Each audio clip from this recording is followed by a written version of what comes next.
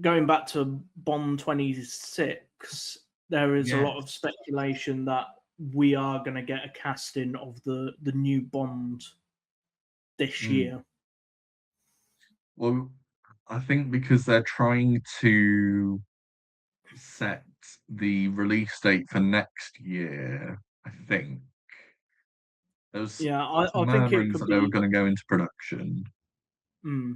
I think it could be a release for 2028. Yeah, I would say at the latest, 2028 release. I mean, it could start filming now, but I think the last thing I saw of Knight was that he was still writing the script. So obviously they're Mm. not gonna go in with an unfinished script. Bond Plus, has never done that, have they? no. Mm. Plus, what's his name? Is busy on June Part 3. I Oh, forgot his name. Denis Villeneuve, yeah, Yeah, that's it. yeah. It was on the tip of So my I tongue. would, yeah. Well, I was gonna say Stephen Knight, but I was like, what's he doing on Dune? Um, but yeah, I would say the script will probably be finalized this year. By the end of the year, I think maybe them going into production, maybe late this year, early next year Yeah. for a 2028 release. Um, but who do you reckon would be the next Bond? Because there's actually quite a few controversial uh, like opinions flying around. I think they're gonna go with an unknown. I think Hmm. Henry Cavill's boat has sailed.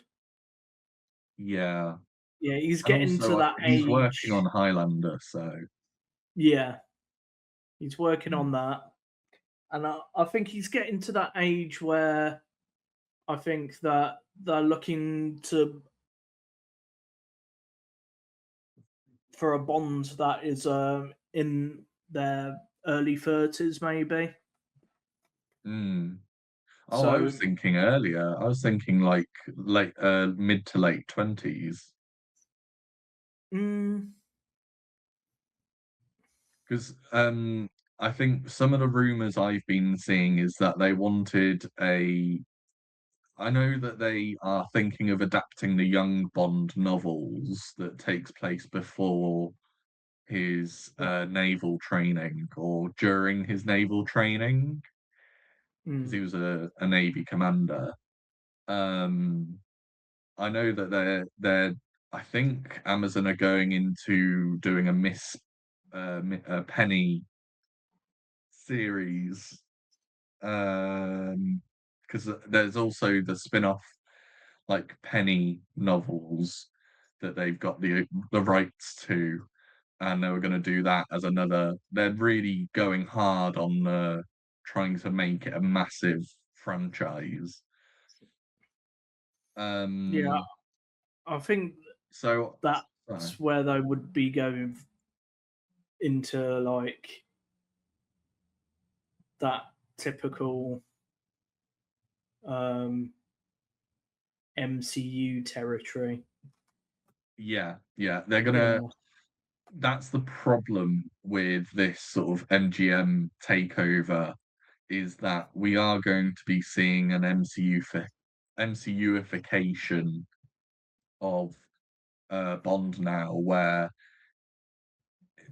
I think because there's more to milk. Apart, other franchises are starting to get exhausted from the constant Mm. adaptions. I mean, MCU have been the Marvel have been struggling for since Endgame to try and like keep their relevance. Yeah. Um, And I still go by they should have ended it with Endgame.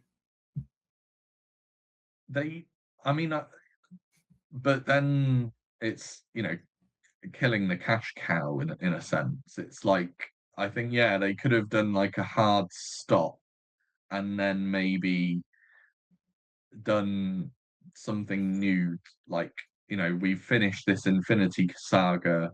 Now let's move on Mm, to adapting the X-Men, um, and pick up these characters in another film. But I think mm, with Marvel, it's been one of those where since their acquisition of 20th Century Fox, they've had to try and toe the line between keeping the characters they've already got whilst introducing characters that needed more setup than just because that's why Doomsday has all the legacy cast yeah.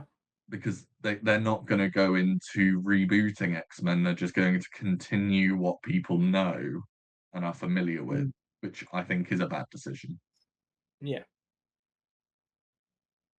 Yeah. But yeah, getting sort of back to Bond, I feel as if the I feel as if they might not necessarily go unknown. I feel like they might just go for I can't see Pattinson getting a role. I can't see Josh O'Connor getting a role.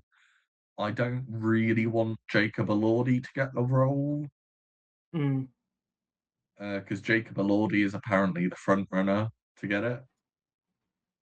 I mean, that would make our second Aussie Bond yeah. if he does. He'd be like, all right, mate, the name's Bond, James Bond. Apologies to our Australian viewers. Um, yeah, so that's interesting. We'll just have to see where the series picks up.